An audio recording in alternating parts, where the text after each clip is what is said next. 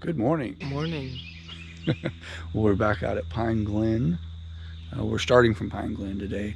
We're going to do a little better review of 530 and the surrounding logging roads in that area. See if we can find a better way across back to the Frog Pond area.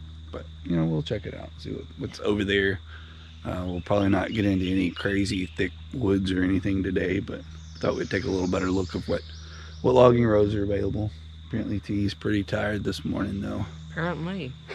Well, we're gonna get started now, so let's get after it. It's a lot cooler start this morning. It's about, I guess, mid 50s, low 60s this morning, which is way cool compared to what we've been starting in, so it's pretty nice.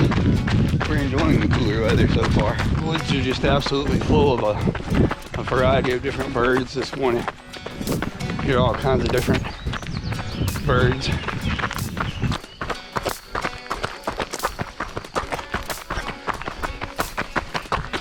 Seems to be warming up quickly on us today. Still feels pretty good in the shade. These open sections are pretty warm, particularly when they have a bit of a climb on them. It just all adds up. So we've come back into where we came down from the adventure run the other day. This is another perspective of the tree we had to climb down. So it was a pretty good bank, but we made it the other day. It was a lot of fun. What did you think about climbing down the tree, T? It was interesting, keeping our way down something that's not supposed to be climbed. Especially when you walk on the ground, it's like sliding right underneath the tree. You don't want to do that. Yeah. So right over this hill is a nice little rock climb and a pretty cool, well, part of the Shoal Creek is back there. So that's where we did our crossing of the creek, right past this hill. We're about almost 4 miles in here up from Pine Glen. So if you want to go across the Shoal Creek, it's a good place to do it. So this is kind of the mission for today. On the end of 530, well, it's not really the end of it, but it's kind of near the end of it, there's a piece of private property. Seems like this happens in several places out here in the National Forest. Somebody will own some private property randomly. I don't know how they do it in the National Forest. They do. And they shut down the road so nobody can actually get through. So we're trying to find a way to get back through to the other side, because it'll open up a lot more running for us, a lot of different loops and opportunities for us. So we're doing some scouting to see if we can find a good way around. There's some logging roads up a little bit that we're about to go check out, and that's kind of what we're here for. Private property shutting us down. There's another situation like this over on another section of the National Forest. We may talk about it later, but it's something landowners should consider when they block off the natural lands from people. It just makes it really hard. I mean, I understand they want to keep hunters out and all that, but there are a lot of different uses for the property, and it just makes it very difficult for people to get around. It takes almost an hour to get to probably Pine Glen from our house, at least 30 to 45 minutes, because the roads are so slow. And this way we cut off so much time if we could come up through here. Now you can't actually drive this way because it is a national forest road that they keep blocked off when it's not in hunting season, but it would be super handy to be able to run it, that's for sure. So this is the logging road we're going to be checking out, see what we can do to maybe connect it to the other side. It's a little grown up, a little rustic, but I think it'll do. So let's go. Well, this first loop is kind of a bust. It's very grown up and does not get anywhere near Shoal Creek, doesn't seem. Well, not super close.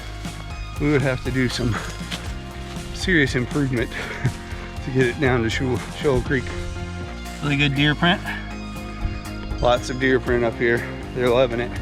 This one is really kind of better for the approach from the other side anyways, because we're up on kind of a higher hill, and this one has a really nice slope towards the bend in Shoal Creek. And it should make it pretty accessible. We'll just have to see what kind of condition the road is in down here. And it splits a couple different directions down here as well, I believe. So we will check it out, see what we have. We're getting pretty far down here. It looks like we're getting kind of close to in the Shoal Creek floodplain. Definitely getting much closer to the creek here.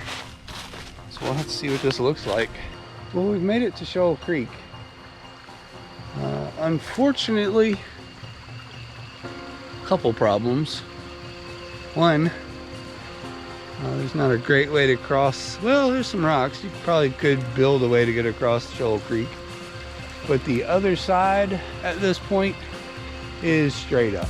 So this exact location is not going to work, but we might be able to use it to build a trail this direction. We'll just have to do some more research, see what we can come up with. The Shoal Creek is beautiful as always. There's a few giant pine cones out here. I don't know what kind of pine that is, but it's pretty cool. Well, not super great news, but at least we successfully found a logging road that goes to Shoal Creek. So that is a plus.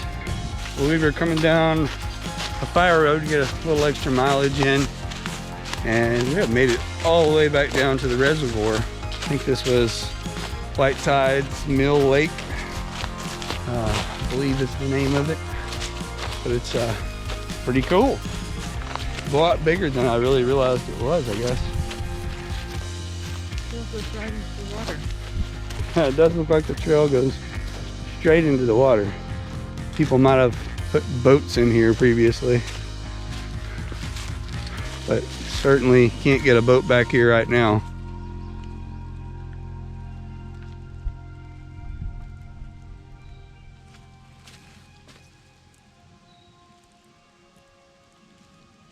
I guess there is no more road to be run. So we're gonna turn around and head back to Pine Glen.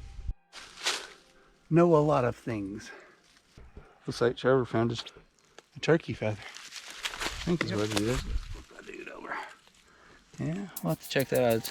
Well, it might be a, We'll have to check it out. It's either a turkey or a hawk. Probably a turkey. I'm going turkey. So if any of you hunters out there know what this feather is, comment below and let us know. Guess the animals want us to run safely. I don't know. Don't worry, we'll pack out the trash. I'm not sure where that came from, but we're gonna work safe.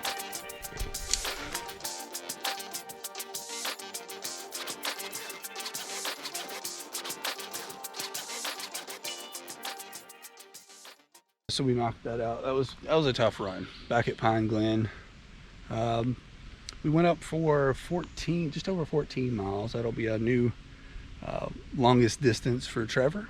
We did it about, what was it, 3 hours and 17 minutes. So it was faster than last week's shorter adventure run. but that was pretty crazy. That was a little abnormal. This was a little bit more runnable. Some sections were not very runnable at all, very steep and whatnot. We got a good leg workout, that's for sure.